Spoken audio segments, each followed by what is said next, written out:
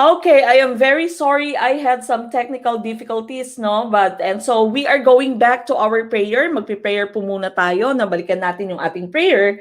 Of course, this has been prepared by Brother Efren Esteban. Samahan niyo po ako sa ating opening prayer. Lord, salamat po sa opportunity na ibinigay mo sa bawat isa sa amin. Ikaw po ay tapat mula noon hanggang ngayon. Nagpapasalamat po kami sa labis na pagmamahal mo sa bawat isa sa amin. Lord, sana po ay samahan mo po kami muli sa amin pong pag-aaral sa oras na ito. Pagkalooban mo po kami ng karunungan upang mas lalo po naming maunawaan ang mga leksyon na aming aaralin. Opo, Ama, basbasan mo din po ang aming mga mahal sa buhay. Tulungan din po na mapabuti ang kalagayan ng aming lugar. Protektahan ang mga magigiting naming mga frontliners. Ito po, O Diyos, ang aming mga kahilingan sa pamamagitan ni Jesus na aming Panginoon at tagapagligtas. Amen. Amen. Maraming salamat, Brother Efren, for always preparing our opening and closing prayer. Ayan na po, nakikita niyo na po ako, no? Finding Coach Mech, sabi ng mga comments dito. All right, so again, all the materials that we are discussing tonight would go straight to Team Gardner and also to our Team Erickson. Kaway-kaway sa mga members and Team Erickson and Team Gardner dyan. And of course, if you are still not a member of any of our teams, make sure that you become a member of your teams. We are going to send you the materials through your Facebook. We have our Facebook group for our Team Gardner and of course for our Team Erickson. It's very easy to become a member of our Gen Ed and ProfEd. There's also our Majorship. There's also our Premium membership, that's Gen Ed, ProfEd, and Majorship. If you want to become a member, please do send us a message through our Facebook page, okay? Mag-send lamang po ng message sa ating Facebook page so that you can become a member of our Gurong Pinoy teams. Now, of course, I'd also like to thank our star supporters, sa lahat po ng mga nag-send ng kanilang star support, na maraming salamat po for sending us your star support. Again, we appreciate our star supporters. And of course, please do send us your stars. Those of you who have the capacity to send us your stars, mag-send na po kayo ng inyong stars sa amin, no? If you do send us your stars, these funds, those that we get from your stars, the stars that you've sent, we are going to use this in your upcoming summer fever, okay? That's going to be our next activity. So again, please do send us your stars so that we can also help your mga kaguro, no? Yung mga kaguro ninyo na nagjo-join, no, sa ating stars or sa ating summer fever, we can also help them. We can give them some prizes. So again, your stars, the stars that you've sent, we will be using this to supply or to fund our summer fever. Okay, so again, thank you so much for all these people. These people are our star senders, and of course, we've also seen a few people who are sending their stars to tonight, no, in tonight's discussion. Maraming salamat po. For those of you who have already sent your stars, I have Ma'am Leonor Gomela. Thank you so much. I also have Ma'am Nina Kimpo. Maraming salamat po for the stars. Ma'am Rose Ann Castro, thank you. And of course, we also have Ma'am Marie Cris Mayandok Tamundong. Maraming salamat po for your stars. Sir or Ma'am AJM Mucho Perez, maraming salamat po for sending 45 stars.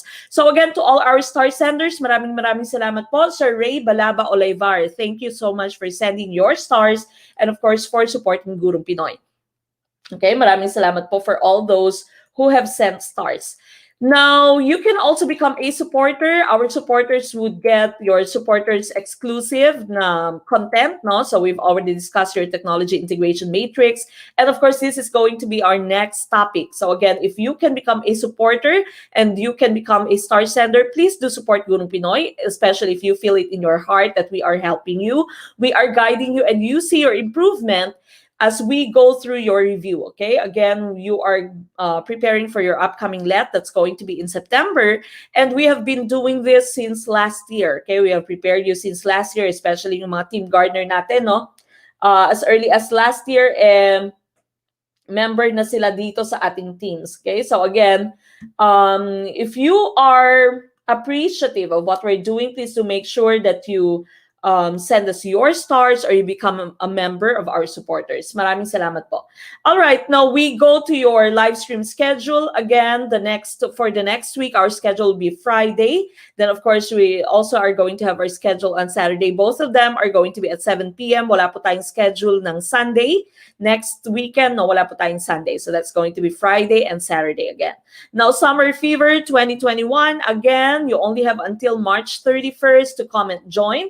Meron po tayong post kung saan kayo po pwedeng mag-comment ng join, no? Hanapin niyo po sa Guru Pinoy sa ating Facebook page.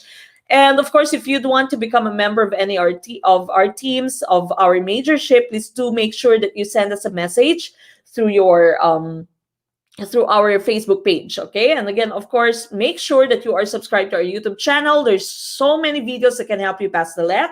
We already have over 200 videos there. We've uploaded videos, 80 plus videos in our live stream playlist. There's a separate playlist for Gen Ed, another playlist for ProfEd. There's a separate playlist for Gen Ed Science. Okay, so balikan niyo po lahat ng videos natin. And of course, also make sure that you follow our Facebook page. Okay, follow our Facebook page para whatever we have na post, you are notified. Okay, so again, for Summer Fever 2021, you only have until my birthday, that's March 31st, to comment join so that you can be placed as part of any of the groups that we are going to form. Okay, and of course, another thing that you need to look forward to is your free EPT review, free Gen Ed English review. That's going to be on April 10th and 11th. That is with Coach Arian Lau, 16 years as English teacher, both in junior high and senior high, 7 years as English supervisor, Master of Arts in English Language and Literature Teaching, a graduate of Ateneo de Manila University, BS Ed English Magna Cum Laude from West Visayas State University, member of your Ayala Young Leaders of the Philippines 2001, and of course, Proficiency in English awardee. Okay, she is a very good friend of mine, used to be my co-teacher in Ateneo. So again, make sure that you attend Coach Arian's free review. This is for English, this is for Gen Ed English, and if you have friends who are going to be taking their EPTs as preparation for the ranking for DepEd, make sure that you tell them that there's going to be a free review for EPT. That again is going to be on April 10th and 11th, both on Facebook and on YouTube.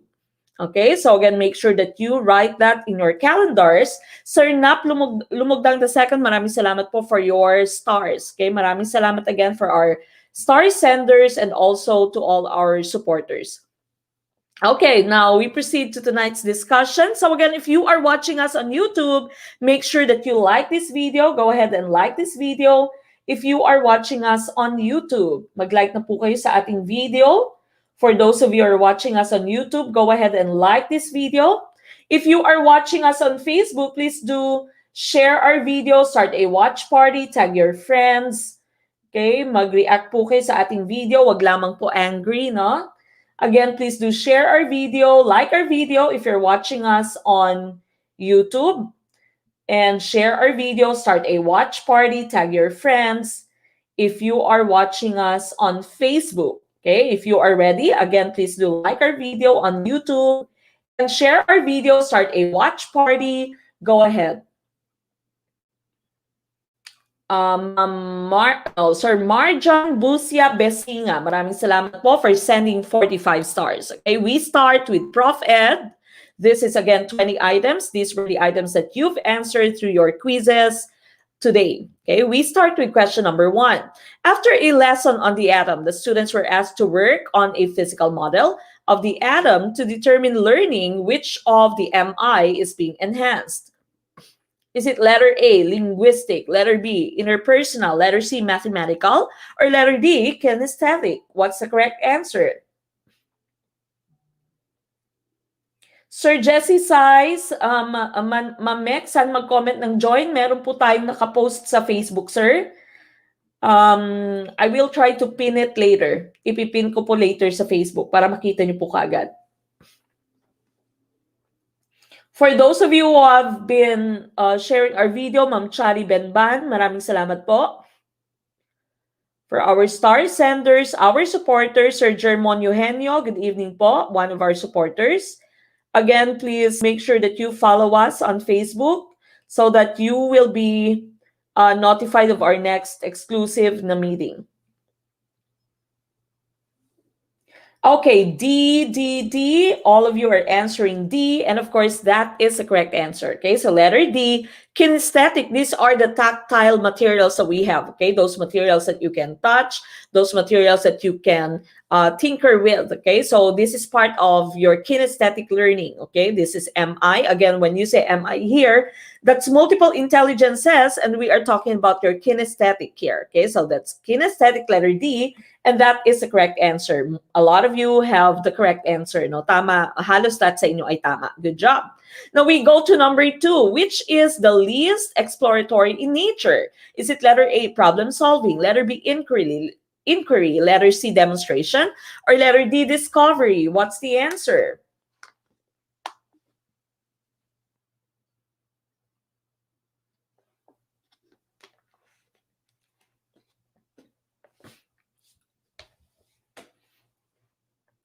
Saan dito yung least exploratory? That means we are limiting the exploration of our students. Which one is least exploratory?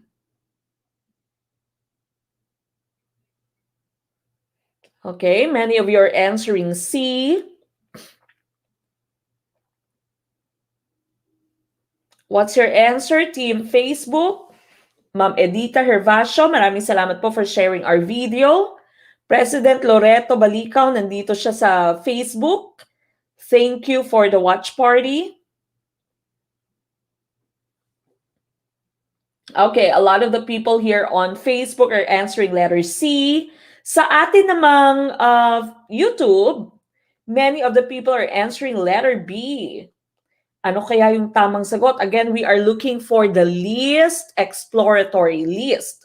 Okay, so again, if you say least exploratory, that means you are limiting the exploration of your students. Kumbaga, descriptive siya, no? Naka-describe siya, naka-prescribe kung anong gagawin nila. Okay, the correct answer here is letter C. Okay, that's demonstration. Hindi po problem solving. We all know how difficult it is to solve problems. So if you have your math question and you were asked to solve your problems, or it might be in science, you were asked to solve problems, you know that it is very exploratory. Okay, minsan lahat na ng santo tinawag mo para lamang ma-solve mo yung problem, no? Yung math problem o yung chemistry problem, physics problem, for example. Okay, so problem solving is very exploratory. You do everything you can to solve the problem. You use different ways or different methods. Inquiry, this cannot be your answer because inquiry here is equal to research. Okay, when you say research inquiry or science inquiry project, no? Science investigatory projects, these are your research-based projects. Okay, so when you say inquiry, again, this is research, so you cannot say that this is the least exploratory. Of course, you explore everything that you have. You get all the references, all the resources that you can find. Okay, so it's very exploratory. Discovery, of course, discovery learning. Oftentimes we do this, and the students are given their own materials. They can finish it, they can complete it at their own pace, no? So it's very time consuming because it's very exploratory. They are given the freedom to explore. They're given the time, no, the freedom to complete it at their own pace. So again, this is also very exploratory. Demonstration, this is the least exploratory because, of course, say you are a MAPE teacher and you ask your students to demonstrate how to dribble balls, okay, how to dribble a ball. Okay, ang pangit naman sa pakinggan, how to dribble balls. Okay, how to dribble a basketball, for example. Now, we know that this is least exploratory because there are prescribed steps. Okay, pag merong, for example, demonstration of the waltz. Okay, so may prescribed steps ka lamang, tinuro mo sa kanila, dinemonstrate mo sa kanila, and of course, they are also going to demonstrate it. Okay, so again, it's least exploratory because there are prescribed steps. There are steps that they need to follow. There are steps that they need to execute. Okay, so again, letter C, Demonstration po ang ating tamang sagot for number 2. Now we go to number 3. A PE teacher wrote its objective in her lesson plan to execute the 4 fundamental dance steps. Yan. Okay? Halos the same, no? Sa ating previous question. When observed by the school principal, she was showing her class how to execute the basic dance steps correctly. Why did the teacher use a demonstration method to implement her objective? Is it letter A, it is a chance to show the teacher's expertise? Letter B, it is easier to imitate the teacher who shows the steps? Letter C, no student knows how to execute the steps? Or letter D, class time is limited to ask a student to execute? What's the answer for number 3? Okay, what do you think is the answer to number 3? Again, please do share our video, start a watch party, tag your friends, react to our video so that we can reach out to more people. And just like you, we can also help them pass the LET. Okay? I-share nyo po kami sa ating or sa inyong mga friends. Maraming salamat, Ma'am Joy Dairit, for your coffee dito sa YouTube. Thank you so much for all of you who are sending your super chats, super stickers dito po sa YouTube. Ma'am Joanne Bisario, good evening, ma'am. First time ko po sa live mo now. This is on Team YouTube. Yung mga na-miss kong discussion mo, dina-download ko yung lang nakapuno sa storage ng laptop ko. Maraming salamat po. Thank you. Ma'am Joanne Bisario, if you can become a member of our teams, then you can also do that po para ma-download nyo po yung PDF na po, ma'am. Oh, mag-practice na daw kayo ng sayaw para sa Summer Fever ng Gurong Pinoy. That's coming from Ma'am Tin Acabo. Ma'am Sohaila Di Makaling, one of our supporters, thank you po for the watch party. Thank you for all of you who've already shared our videos, started a watch party, tag your friends, and of course for those of you who've already reacted to our video. Okay, a lot of you are answering letter B, and of course that is the correct answer. Okay, so letter B, it is easier to imitate a teacher who shows the steps. Of course, you will always be using your demonstration method ng sa PE. If it's sports, if it's music, if it's dancing, you'd always start with your demonstration. So again, for your students to be able to know how to do it properly, you should demonstrate it. And so letter B here is the correct answer. Easier to imitate a teacher who shows the steps. This reminds me of yung kumakalat na Facebook video, no? Yung kumakanta yung volumatic, no? Nakakatuwa si ma'am, yung MAPE teacher, no? Nabigay sa pagtuturo, turong-turo si ma'am. Maraming salamat, Ma'am Ching Salazar Nunez, for tagging your friends. So again, letter B is the correct answer for number 3 here. Now we go to number 4. The design of the 2002 Basic Education Curriculum, or BEC, is based on the principles that the main sources for contemporary basic education are the expert systems of knowledge and the learner's experience in their context. This shows that the BEC is blank in orientation. Is it number 1, constructivist, number 2, behaviorist, number 3, essentialist? Is it letter A, 1 and 3, letter B, 3 only, letter C, 1 only, letter D, 1, 2, 3? What's the answer? Okay, please do send us a message if you'd still want to join us, to join your Gurong Pinoy teams. We still have our 50% off. Again, do send us a message through our Facebook page. Ma'am Jeje Kabisay, maraming salamat po for the watch party. Thank you so much to all our top fans, to all our supporters, to all of you who have been sending your stars. Maraming salamat po. Also to those of you who have sent your super chat, super sticker dito sa ating YouTube.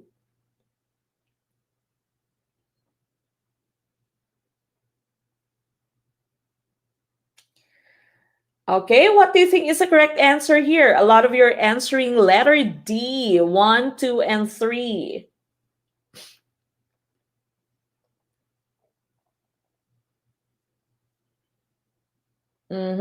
What do you think is the correct answer?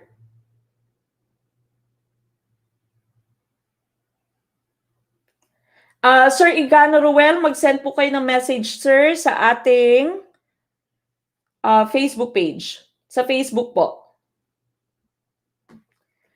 Okay, now a long time ago, the correct answer here, of course, would be letter D. Letter D po ang ating sagot. Ay, not letter B yan. That should be letter D. Letter D po ang ating tamang sagot dito. Okay, please make sure that you have the correct answer. So again, it's not letter B. That should be letter D. It's 1, 2, and 3. Now, a long time ago, we believed that your back is essentialist, no? But here, in your given, you said your basic education are your expert systems, your experts are your basis. And of course, what is also included here are your learners' experience in their context, okay? Now, a long time ago, we believed that your back is essentialist channel because it has taken only the basics, return to the basics. That is what your BEC, 2002 BEC or basic education curriculum has prescribed to us. But here in your question, it has included your learner's experience in their own context. So it should be constructivist, behaviorist, and also essentialist. Okay, this was the long time belief, no? So it's not letter B, that should be letter D. Letter D po ang tamang sagot dito, hindi po letter B. Okay, so again, make sure that you have the correct answer. It shouldn't be letter B, it should be letter D. Okay, letter D po ang ating tamang sagot, letter D and not B. Okay, so again, letter D po ang ating tamang sagot. Okay, now we go to number 5. Is it wise to orient our students and parents on our grading system? Is it wise to do that? Is it letter A? Yes, so that from the very start, students and their parents know how grades are derived. Yes, but orientation must be only for our immediate customers, the students. Letter C, no, this will court a lot of complaints later. Or letter D, no, grades and how they are derived are highly confidential. What's the answer for number 5?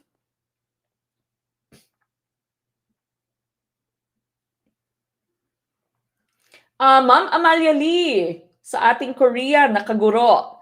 7 o'clock na po tayo, ma'am, kasi po 12-hour difference na lang po tayo.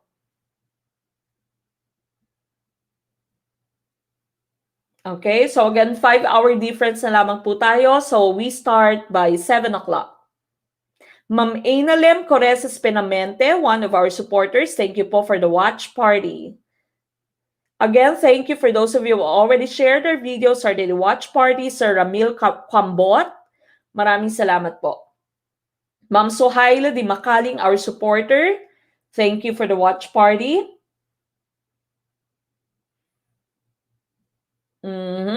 Number 5, karamihan sa inyo, ang sagot nyo ay letter A.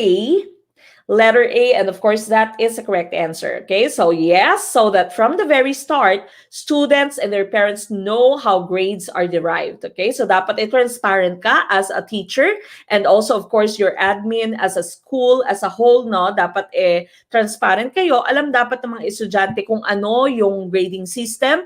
Kahit na magbigay ka ng project, no, sa iyong estudyante or sometimes essay, dapat may scoring rubric ka, may scoring guide ka para alam nila kung paano sila makakakuha ng 100 points. Okay, so letter A, yes, so that from the very start, students and their parents know how grades are derived. That's the answer. Now we go to number 6. NSAT and NEET results are interpreted against set mastery level. This means that they fall under letter A, criterion reference test, letter B, intelligence test, letter C, aptitude test, or letter D, norm reference test. What's the answer? Sir Isaac Clyde J. Mix, one of our top fans who started a watch party. Maraming salamat po. Okay, what's the answer for number 6?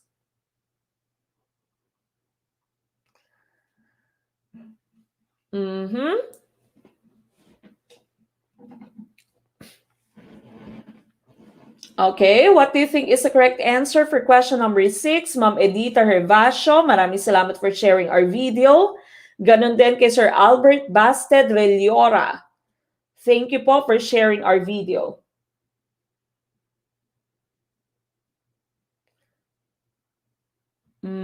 Okay, a lot of you are answering letter A dito sa ating number 6. Letter A. Letter A, Team YouTube. Okay, Team YouTube is also answering letter A. Karamihan po letter A. Okay, so again, you interpret the results of your NSAT and NEET against set mastery level. Okay, so again, there are set criteria. That means there are set criteria. Meron kang criteria, no? So you are not comparing really the result of one person, of one student with that of another, but you are comparing the results based on your set criteria. And so we know that it should be letter A, criterion reference test. Okay, so criterion reference test po is the correct answer. It's not your intelligence test, not aptitude test. Your aptitude test is the one that you use so that you'll know kung ano yung akma na kurso, no? Whatever course is suited for a student. That's your aptitude test. Norm reference test is a type of test where you compare the result of one student with that of the group. Okay, so here, letter A is the correct choice. You have your set mastery level, that's your criteria. And so letter A, criterion reference test, is the correct answer. Number 7, which of the following is the most important contribution of Gestalt psychology to the theories of learning? Is it letter A, use of multimedia approaches? Letter B, importance of the reinforcement in the learning process? Letter C, cognitive insight? Or letter D, concept of readiness in learning? What's the answer?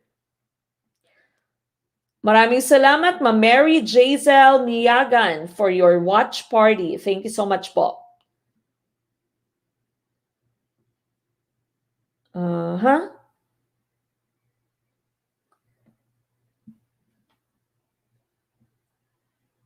Welcome back, Ma'am Izay Nashuman. Ngayon lang daw nakabalik ulit. Ngayon lang nakasabay sa live stream ulit, pero laging nagre-replay. Good evening po. Ma'am Gina, first timer yata dito sa YouTube. Welcome po to Team YouTube, Ma'am Gina.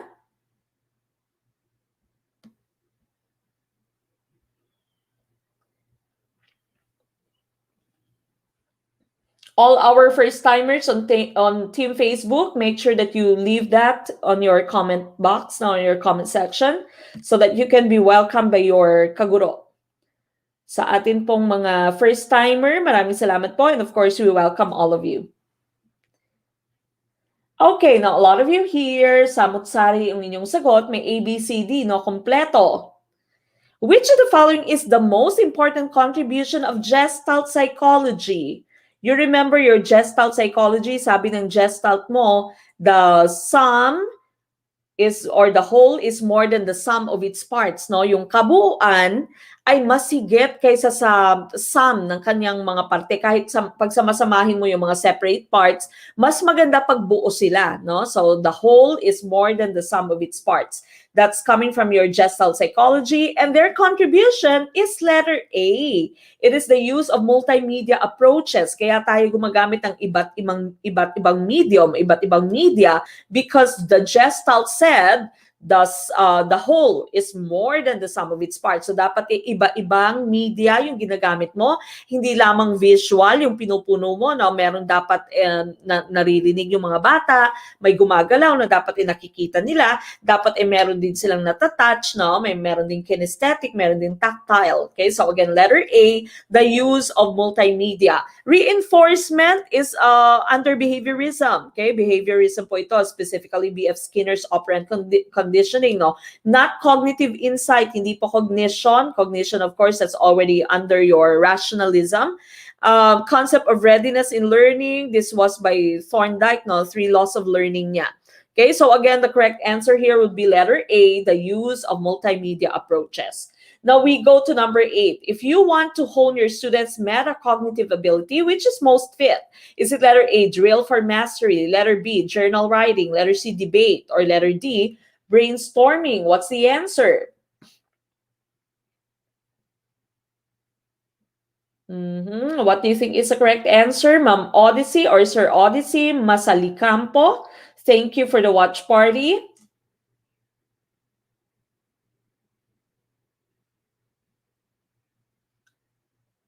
Ano po ang inyong sagot for number 8?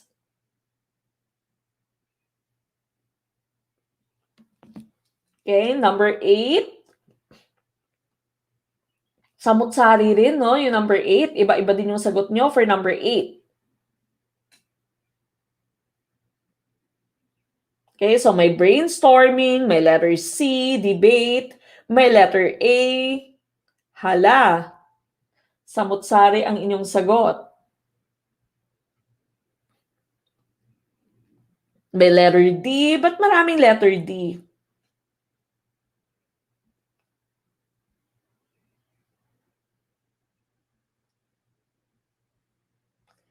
Okay, now going back to the question that we have here. Sabi kasi ng question nyo, if you want to hone your students' metacognitive ability, ano nga ba yung metacognitive? O, sabihin nyo nga sa chat box, ano yung metacognitive? Ano yung pagkakaintindi nyo sa metacognitive? When you say metacognition, what does it mean? I-comment nyo yung pagkakaintindi nyo sa metacognition. Okay, what is metacognition? Ano nga yung metacognition? Please do put that in your comment box. Okay, what's your thinking or what's your idea about metacognition? Anong pagkakaalam nyo about metacognition? What's your understanding of metacognition? Okay, I can already see the answer of our team YouTube. What about team Facebook? What is metacognition? Ano nga ba yung metacognition? Ano yung idea nyo about metacognition? Okay, so Ma'am Elmi Roa, Sir John Leong, they're already sending their comments. Okay, Ma'am Jovelyn Damaso, Sir Ray Olivar. Okay, so you're saying that metacognition is learning about learning or thinking about thinking. Okay, so you should have that in mind. Sabi dito, if you want to hone your students' metacognitive ability, if you want your students to think about their thinking, to learn about their learning, which of the following activities should you ask them to do? Is it drill for mastery? Is it journal writing? Is it debate? Or is it brainstorming? Ano sa tingin nyo yung tamang sagot? Okay, if you want your students to learn about their learning, to think about their thinking, which one do you think should be the correct activity that you should give them? Drill for mastery, this is of course for mastery learning. Okay, debate of course is used if you'd want to see different ideas coming from your students, if you'd want them also to hone their speaking skills. No, usually we use debates for English. Okay, now brainstorming, of course, you use this strategy if you want to generate as many ideas as you want. Okay, correct answer here would be journal writing. Journal writing po. This is your reflection. Okay, remember you've done tons of this when you had your practice teaching, no? Sabi ng practice teaching mo, sabi sa inyong journal mo sa practice teaching, after completing your practice teaching in San Mateo Elementary School, for example, what can you say about the things you've experienced or the things that you have learned? Okay, so then you think about your thinking, you learn about your learning. Okay, so that's part of your metacognition. So journal writing po ang ating tamang sagot. Okay, nagigets nyo na po ba kung bakit journal writing yung ating tamang sagot? So letter B po ang ating tamang sagot. Brainstorming is to generate as many ideas as you can. Journal writing is part of reflection. So that means you are trying to examine yourself, you examine your learning, you examine your experience, you examine your thinking. Okay, so letter B is the correct choice here. Now we go to number 9, which is ethical for a teacher to do in a situation where he or she falls in love with a student, or when a student falls in love with his or her teacher. Is it letter A, the teacher advises a student to discontinue with his or her studies? Letter B, the teacher resigns from his or her teaching job? Letter C, the teacher avoids the learner? Or letter D, the teacher exercises discretion to avoid scandal and gossip and preferential treatment of that learner? Okay, what's the answer? Oh, ligwak. Ang daming naligwak sa item number 8. Bulwak. Sir Kineche, hindi ligwak, kundi bulwak. Okay, genocide ang nangyari sa number 8. Okay, number 9. What's the answer? What's the answer for question number 9?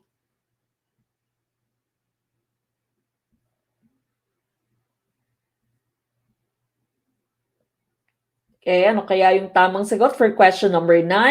Kung ma-inlove ka sa iyong estudyante or ang estudyante na in love sa'yo, nagka-inlaban kayong dalawa, naging boyfriend-girlfriend kayo, ano ang dapat mong gawin? Okay, kailangan mo bang sabihin sa estudyante mo na i-drop mo na lang tong klase ko? Okay? Or letter B, kailangan mo bang mag-resign sa inyong job bilang guro, no? Kailangan mo ba siyang iwasan? Or is it letter D, no? Kailangan mong mag-exercise ng discretion, okay? To avoid scandal, gossip, meaning you should treat him or her as the other students pa rin, no? You don't give him or her preferential treatment. Okay? Now, ano ba ang tamang sagot? Okay, letter D, discretion is the key, sabi ni Ma'am Jennifer Banoy, and of course, that is a correct choice here. Okay, letter D po, ang ating tamang sagot, according to your code of ethics, so the teacher and the learners, section 7, in a situation where mutual attraction and subsequent love develop between teacher and learner, the teacher shall exercise utmost professional discretion to avoid scandal, gossip, and preferential treatment of the learner. So, dapat hindi kayo nabubuking, no? Hindi kayo nabubuko. Dapat isikreto lamang. Yun pala si ma'am at si student, nagka-inlaban na, no? Textmate na sila or boyfriend, girlfriend na sila. Okay? So, letter D, according to according to your code of ethics, no? Sabi dito ni Sir G.R. Lintugonan, tatago lang pa may time in love kasi, okay? Tatago lang pag may time, okay? So, discretion lamang, that is the correct answer. Okay, so again, that's letter D for that item. Now, we go to number 10. High levels of cortisol, the stress hormone, inhibits learning. What is an implication of this in the teaching-learning process? Teachers should be non-threatening in their ways. Letter B, avoid quizzes and tests. Letter C, never raise your voice. Or letter D, do not give assignments. What's the answer? For number 10, ano pong inyong sagot? Sabi daw, pag may high levels of cortisol, which is the stress hormone, hindi nakaka-learn yung estudyante. Okay, so as a teacher, what are you going to do? Okay, or what is its implication in the teaching-learning process?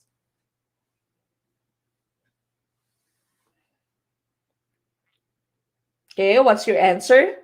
Oh, so may sikretong malupit sila, sabi ni Sir Noel Hazareno dito. Sikretong malupit, no? Yung boyfriend mo pala, estudyante mo. Sir Des or Ma'am Des Nilio, maraming salamat po for sending 45 stars. Again, to all our star senders, maraming salamat po.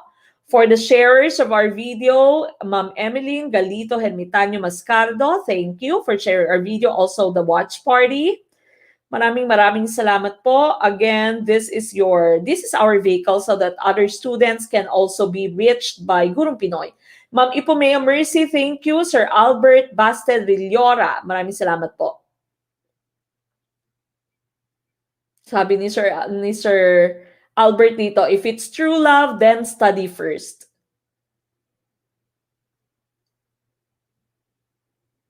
Okay, what's your answer? A lot of you are answering letter A, and of course, that is a correct choice. Okay, the teachers should be non-threatening in their ways. Dapat hindi mo tinithreat yung inyong estudyante. Ma'am Ederlina Supnet Ortega, maraming salamat po for sharing the video. You don't avoid quizzes and tests. We cannot avoid quizzes and tests because, of course, these are our gauges. Ito yung gauge natin, no? This is our basis for our teaching. This is also our basis whether the students are reaching our objectives or not. Never raise your voice. Sometimes we need to raise our voices, no? If they are becoming unruly, or sometimes just to stress some very important terms, then you need to raise your voice. We also cannot avoid giving assignments, okay? Meron talagang assignments sila. Okay, so that's letter A. That's the correct choice. Number 11, which is a graphic representation of numerical data? Is it letter A, histogram? Letter B, attribute wheel? Letter C, Venn diagram? Or letter D, spider map? Ma'am Inawid Nosya Satgalab, maraming salamat po for sending your 45 stars. Thank you so much, ma'am. Also to Sir John Leong for sending 45 stars. Maraming salamat po, Sir John. Okay, number 11, what's your answer? A lot of you are answering letter A.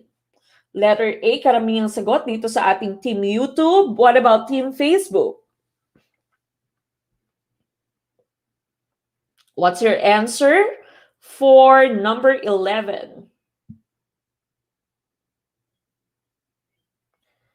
Number 11, of course, the correct answer here is the graphic representation of numerical data. Correct answer, of course, would be your histogram. Okay, remember your histogram is just like your bar graph.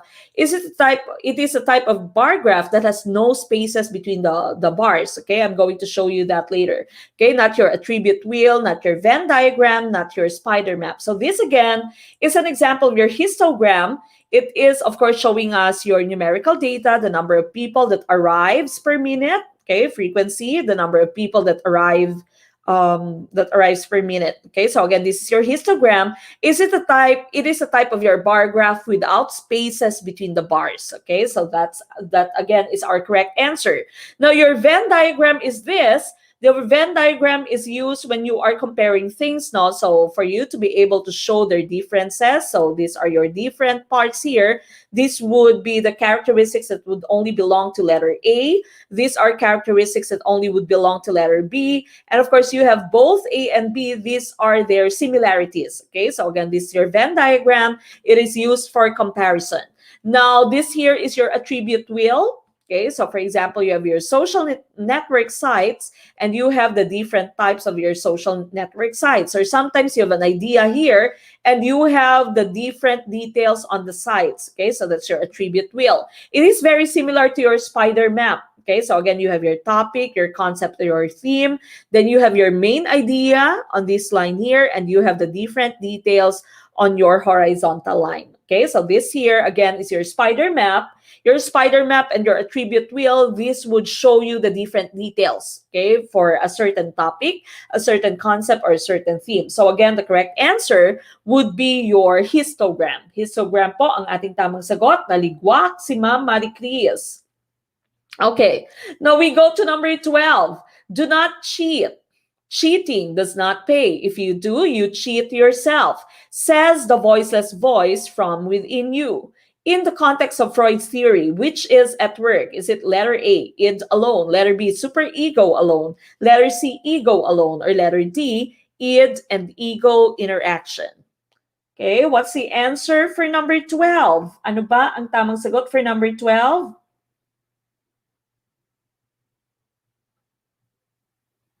Ay, eto si Ma'am Amalia Lee, coming from experience. Sabi ni Ma'am Amalia Lee dito, naalala ko nung nasa Pinas college days, ma'am, yung teacher ko, then siya yata, nagkagustuhan kami. Kaso pag nasa school kami, teacher-student talaga kami. Pag nasa labas, ligawan ang mode. Gwapo pa naman ni Sir noon. So hindi kayo nagkatuluyan, Ma'am Amalia.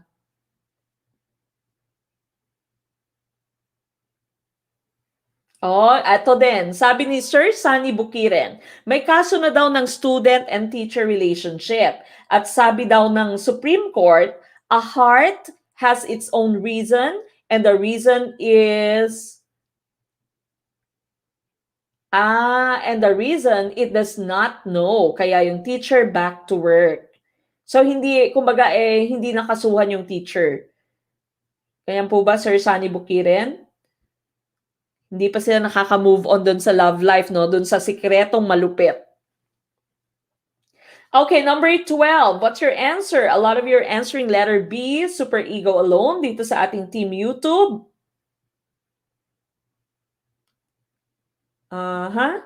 Dito sa ating Team Facebook, iba-iba yung sagot. May letter C, ego alone. Meron din namang letter B. The correct answer here would be letter B. That's your superego. Na-remember nyo, si Freud, no? Sabi ni Freud, merong tatlong nag-guide sa iyong desisyon sa buhay, no? So meron kang id, meron kang superego, and you have the ego in the middle, okay? Yung id mo, that is your animalistic side, okay? For you to be able to imagine this, para ma-imagine nyo ito, no? Ito po yung ating example dito, no? Kailangan ko pa bang i-explain to sa inyo? No? So you have your id, your ego, and your superego. So sabi ni id mo, yung id mo walang pakialam. Gusto ko to, marupok ako, mapusok ako, no? Yung id mo is risk taker, wala siyang pakialam sa laws, wala siyang pakialam kahit na may girlfriend ka na. Pag nakaramdam, no, ine-entertain mo talaga, no? So, your id is animalistic, no? Sabi ng id mo, you need to satisfy your wants and your needs, no? Kahit na hindi na siya tama, kailangan mo siyang sundin. That's your id, your animalistic side, your sex life, your libido. Those are all parts of your id. Now, sabi naman ni superego, your superego naman is yung mongha na side mo, yung priest na side mo. Ito yung moralistic na side mo. Kaya yung sinabi kanina sa ating question, no, that was your superego. Sabi do not do cheating. If you're cheating, you are just cheating yourself. Cheating is wrong, yung ganon. Okay, so that's your superego. Superego siya. And of course, your ego is the balance between the two. Sabi nga ng ego, your ego daw is satisfying the wants and the needs of your id, but in realistic ways. Okay? So, in realistic ways. Dapat sikretong malupit nga, no? Yung sabi, sikretong malupit. Dapat realistic lang yung inyong ginagawa, no? Yung iyong ways na ginagamit mo ay realistic. You are still trying to satisfy the needs, the wants of your id, but in realistic ways. Kunwari, no, your sexual needs. Pag id lamang yung nag-guide sa'yo, wala kang pakialam kahit saan pa yan, no? Kahit sa playground, kahit sa pool, kahit sa harap ng maraming tao, no? Ito yung mga tinatawag nating exhibitionist, no? Kahit na maraming tao, wala silang pakialam. That's your id, okay? So they are they're not using your reason, wala nang reasoning, no? Basta ang importante ay masatisfy lamang yung kanilang sexual needs. Ang inyo namang superego mo, of course, that's morality, no? Moralistic side siya. Sabi ng superego, hindi dapat hindi ako gumagawa ng ganito dahil kasalanan ito, mali ito, no? For example, if you are just trying to satisfy your sexual needs on your own, no? Sabi ng superego, hindi ko kailangan or hindi kailangang hawakan ko si Junjun. Hindi dapat dahil mali ito. Nakikita ako ng Panginoon. Mali itong ginagawa ko. Yan yung sabi ng inyong superego. But we need to remember and we need to understand that this is part of our physiological needs. Sabi nga ni Abraham Maslow, your sexual needs are part of your physiological needs. So you remember, sabi ng id mo, yung id mo walang pakialam. Ito yung mga taong nare-report minsan na pinapakita yung junjun nila sa ibang tao inside the jeepney. Okay? Yung inyong superego naman, moralistic, kahit siya lamang mag-isa, ayaw na ayaw niyang hinahawakan si Junjun dahil nga nakikita siya ng Diyos. Sabi niya kasalanan, okay? So, super moralistic yung inyong superego. At of course, yung inyong ego naman, yung ego mo would be satisfying the needs of your id in real ways, okay? In realistic ways, realistic methods. So sabi ng inyong ego, pwede naman kasi physiological needs ko siya, pero hindi ko gagawin sa maraming tao, hindi ko ipapakita sa maraming tao, gagawin ko siya sa loob ng aking kwarto, no? If I am alone, or sometimes pag nagbabanyo, no? Pag naliligo, yun. Ito, Sir Albert. Sabi ni Sir Albert Bastedillora dito, Head and Shoulder versus Palmolive. No? So, shampoo commercial na ba? Okay, so again, that's your id, your ego, and your superego. And so the correct answer that we have is superego. Okay, superego po. Hindi po id, hindi po ego, hindi po combination ng id and superego. First timer dito sa Team Facebook. Maraming salamat, Sir Andre Sagnoman. Parang aso lang. Ano to, Sir June? Ito si Ma'am Marife Tugonon Anasco. During high school ako, Mamek, sir and his student, tapos nagkaroon sila ng anak. Kaso namatay si girl after manganak. Ang ginawa ni sir, pinakasalan niya si girl habang nasa kabaong. Okay. Okay, so doon pa rin to sa teacher-student relationship. Okay. Aha.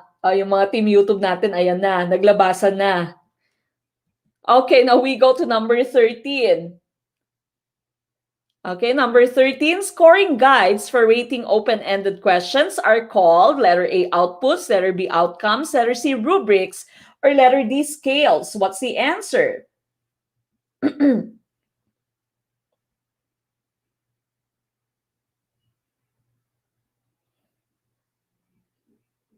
Junjun play dead, sabi ni Sir Ray Lobrigito dito. Malikot tong si Junjun. Laging nadadapa. Ayan na, naglabasan na sila, oh. Ang ingay na naman dito sa Team YouTube.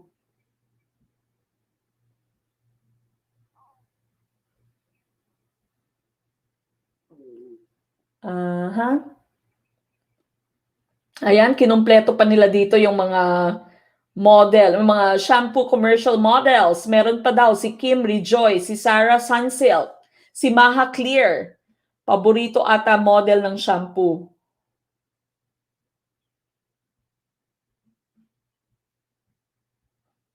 Okay, what do you think is the correct answer for letter C? Letter C, what's the answer? First time to answer, Sir Gel. First time to join, Sir Gel Kahurangan. Maraming salamat po and welcome to Gurong Pinoy.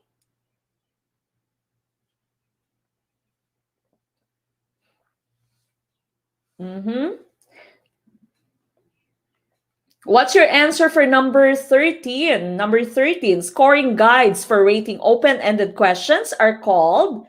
All of you are answering letter C, and of course, that would be your rubrics, okay? So that's your scoring guide. Those are your criteria for rating open-ended questions. So sabi nga natin, no, essays are the types of tests that are very easy to make, but they are very difficult to grade, no? Because you have to use your rubrics, you have to cover the names of your students para wala kang bias. So minsan, may bias ka sa penmanship, no? Pag hindi nababasa, zero na kaagad or mababa, okay? So it's very important that you write very well, no? Sa mga lawyers natin, dapat nga daw magagandang magsulat, maganda yung penmanship dahil of course your bar has the essay part, no? So dapat maganda talaga yung sulat kamay ng ating mga lawyers. So here, number 13, letter C is the correct answer. Now we go to 14. Which graphic organizer is most fit for sequencing? Is it letter A, hierarchy diagram, letter B, Venn diagram, letter C, flow chart, or letter D, double cell diagram?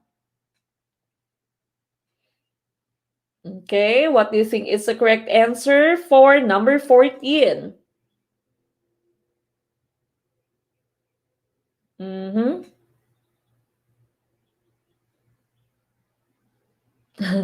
Iba din tong comment ni Sir Jasper Flores. Sa student-teacher relationship, paano i-qualify? Sabi niya, is it experience is the best teacher or is it teacher is the best experience? Okay, may double meaning, no? Yung teacher is the best experience. Sabi ni Sir Jasper Flores.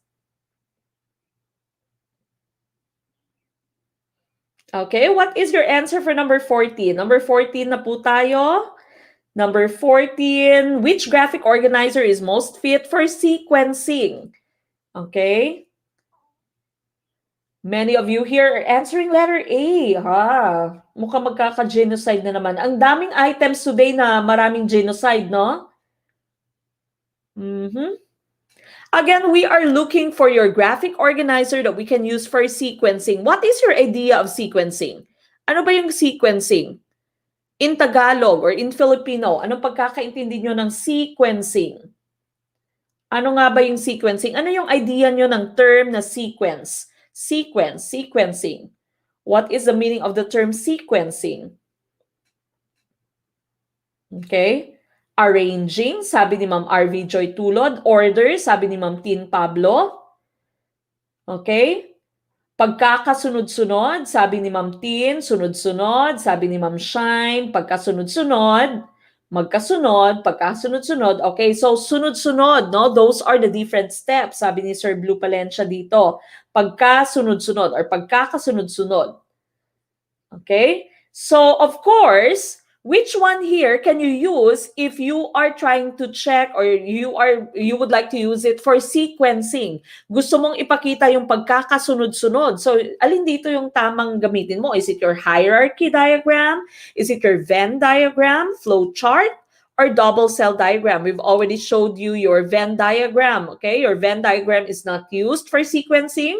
This is used for comparison. Okay, so comparison siya. Your double cell diagram is almost like your Venn diagram, but it does not show your similarities, no? So differences lamang. Double cell, a cell of course is that part, each unit in your table, that's a cell. So when you say double cell diagram, you are using this for comparison. Okay, now we are left with just A and C. And the correct answer is letter C. That's your flow chart. Pagka sunod-sunod. That is the correct answer. Okay, so flow chart is the correct choice here. This is an example of your flow chart. So you have to start with start. You read A, B, C. Is B greater than C? If yes, then print B. If no, okay, then print B pa rin. Is A greater than B, and so on. Okay, so you have your sequence, you have your process, that's your flow chart. I'm not sure if you've also experienced making this, no, sa ating computer dati, no, in high school, pinagawa tayo ng flow chart, no, at mahirap siyang gawin. So again, that's your flow chart. This is used in sequencing, okay, pagkakasunod-sunod. Now, this is your hierarchy. Yung hierarchy mo naman, it shows relationships from the lowermost level to the uppermost level, no? So, according to Mason's hierarchy of needs nga, meron kang physiological needs that's at the bottom, and dapat masatisfy mo muna siya before you can get your safety and security needs, okay? So, this is the relationships of the different terms, the different concepts from highest to lowest, or from lowest to highest, so from the basic to the most important. Okay, so that's your hierarchy. And so the correct answer would be letter C. Flowchart po ang ating tamang sagot. Ma'am Marjorie Cruz Agustin, thank you for your 45 stars. Okay, now ligwak na naman. Okay, ang daming naligwak, no? All right, now we go to number 15. Which is not the domain of NCBTS? Is it letter A, learning environment? Letter B, alternative learning? Letter C, diversity or diversity of learners? Or letter D, social regard for learning? What's the answer? Ayan, tama yan, Sir Christian Zar, Gakusan Apdan. Flowchart, ginagamit sa programming ng computer. Okay, so tama yan. The process, no, pagkakasunod-sunod. May start and end. Sabi ni Ma'am Rachel Payumo.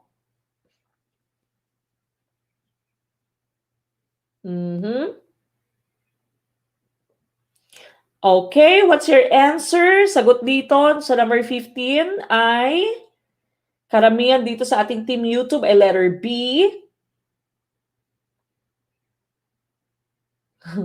Ayan na, sabi ni Ma'am Tin, Cap, di kami makausad sa level 2. Na-stuck na kami sa level 1. Sino pong kami, ma'am?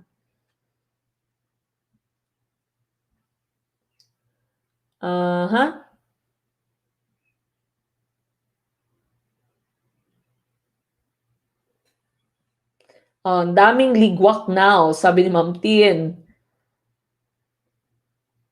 Okay, letter B. Letter B, karamihang sagot. Of course, the correct answer here would be letter B, okay? So according to your NCBTS, no, in 7 domains ng NCBTS mo are the following things that you see in our screen. And of course, hindi kasama dito yung alternative learning, okay? Hindi kasama yung alternative learning. So that would be your correct choice. Okay, now we go to number 16. Based on Freud's theory, which operates when a student hits a classmate at the height of anger? Is it letter A, ego alone? Letter B, superego alone? Letter C, id alone? Letter D, id and ego interaction? What's the answer? Sir Kyle Libuon Esteban and Sir Delves Apostol, thank you po for your watch party.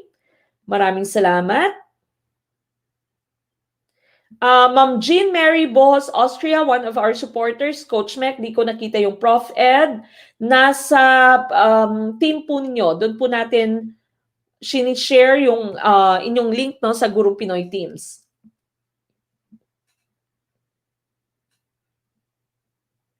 Okay, what do you think is the correct answer for number 16? Letter C. Ang sagot ng ating Team YouTube. Team Facebook is also answering letter C. And of course, that is a correct choice. Okay, so letter C, it is the id alone. Maraming salamat, Ma'am Karen Cortaga Tisado, one of our supporters. Okay, so again, letter C, the id alone. Wala nang isip-isip, wala ka nang hindi mo iniisip kung akma ba to, okay lang ba na manuntok ako, no? Basta you are at the height of your anger, your id takes place, no? Your id takes over. So letter C, the id alone, That is the correct answer for 16. Now, 17, Julia doesn't enjoy writing but can't escape from it. She has to finish it in order to graduate. Bea has always liked to write. So, hindi pa pala natapos si Julia at si Bea. Bea has always liked to write. She really likes to become a writer because she wants to be a journalist someday. Who is more likely to be more focused on the writing activity and why? Is it letter A, Bea, because she is intrinsically motivated? Letter B, Julia, because she is extrinsically motivated. Letter C, both, because they are both motivated anyway. Or letter D, it cannot be determined. Motivation fluctuates. Okay, what do you think is the correct answer for number 17? Okay, si Julia at si Bea ulit. Sino kayo mananalo? Okay, si Julia, ayaw niyang nagsusulat. Pero kailangan niya para makagraduate. Si Bea naman, gustong-gusto niyang magsulat. Okay, and of course, gusto din niya maging journalist someday. So who is going to be more focused on the writing activity and why? Okay, yan yung tanong dito. Ayan, sabi ni President Loreto Balicaw Jr. dito, A, Bea, kasi may farm. Mahilig mag-ride. Mag-ride po. Kapitan tuloy. President Loreto, mag-write. Writing. Hindi po riding. Happy na si Bea, kaya yan ang tamang sagot. Anderson, letter A, sabi ni Sir Ray Lobrigito. Letter A, letter A.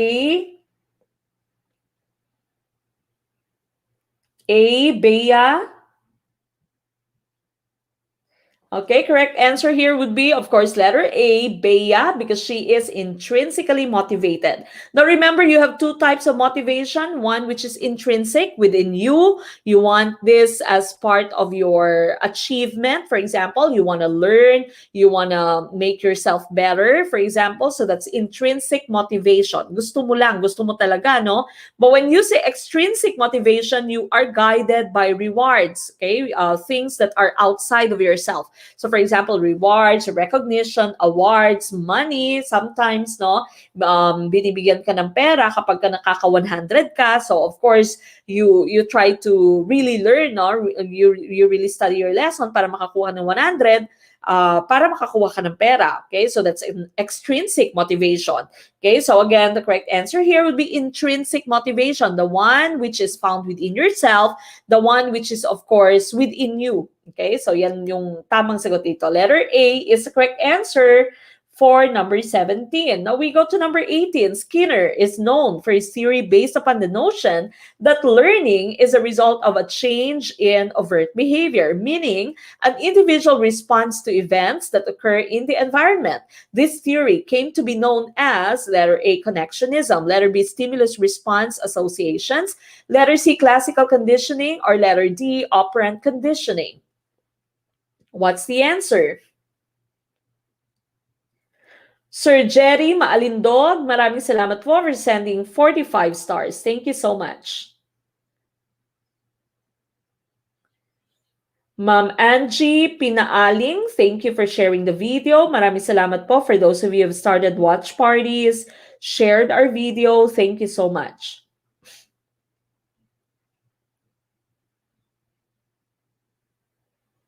Okay, letter D, letter D. Okay, alam niyo na to, no? If it's Skinner, you all know that that should be operant conditioning. Okay, so operant conditioning, that is the correct answer. Okay, Christine Joy, Ma'am Christine Joy Salvacion Liagas, maraming salamat po for your 45 stars. Thank you so much. Okay, now we go to 19. This is second to the last. The test item. Group the following items according to shape. Is a thought test item on, is it letter A, creating, letter B, classifying, letter D, generalizing, or letter D, comparing? What's the correct choice for our second to the last item? Second to the last item na po tayo. What is our correct choice?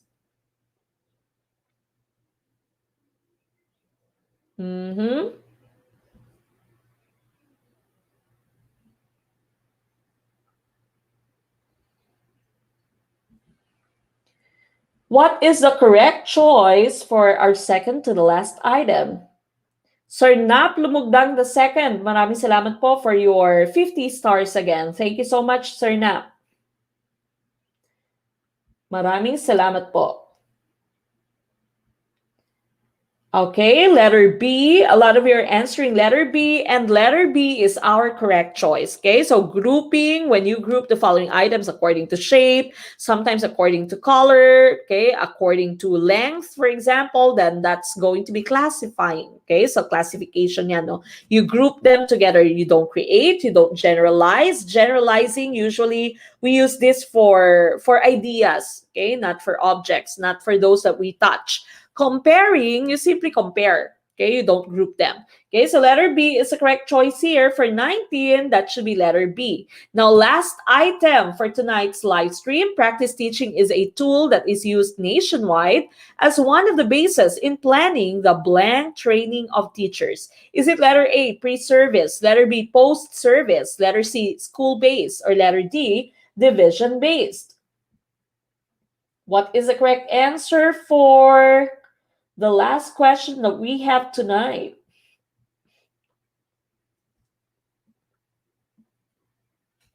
Ano po ang tamang sagot sa ating last question?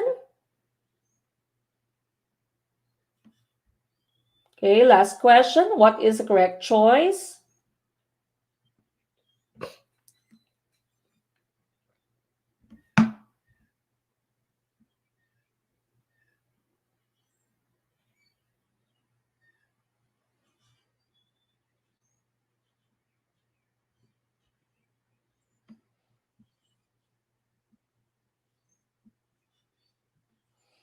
Okay, now a lot of you are answering letter A. Letter A, ganun din sa ating Team YouTube. And of course, the correct answer here is letter A. That's for your pre-service teachers. Okay, practice teaching, of course, this is used for pre-service teachers. Okay, and that ends tonight's discussion. Again, please make sure that you remember, okay, try to remember our next live stream that's going to be on Friday, okay, Friday next week po. And of course, all these materials that I've used now, I'm going to be posting this on our Gurong Pinoy teams, okay? That ends tonight's discussion. Of course, we end with our closing prayer. Samahan niyo po ako sa ating closing prayer, mga kaguro.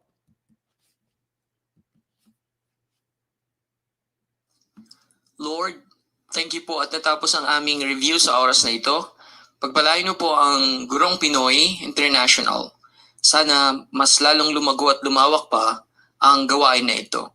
Salamat sa mga ginagawa ni Ma'am Mek at Sir Ram para tulungan po kami na matupad ang aming mga pangarap. Kalakip po sa aming mga panalangin ang pag-iingat mo sa amin ngayong bagong linggo. Panginoon, maging mabunga po nawa ang aming mga araw. Sa pangalan ni Jesus na aming Panginoon at tagapagligtas, ito po ang aming sama-samang dalangin. Amen. Amen. All right, so that ends tonight's discussion. Magkita-kita po tayo muli on Friday. Again, that's on Friday, that's 7 p.m. And of course, make sure that you are subscribed to our YouTube channel. You follow our Facebook page so that you will be notified whenever we have our next live stream. Okay, so again, that will be on Friday at 7 p.m. this following week. Mag-ingat po kayo. Stay safe, stay COVID-free, no? Mag-ingat po. At of course, wear your mask and wear your face shields. Okay, magkita-kita po tayo muli next Friday. And this has been Coach Mek of Gurong Pinoy. I leave you with the saying, malit man na butil ng mga kaalaman, ang dulo nito ay malaking kaginawaan. Maraming salamat po. Good night, Philippines. Bye!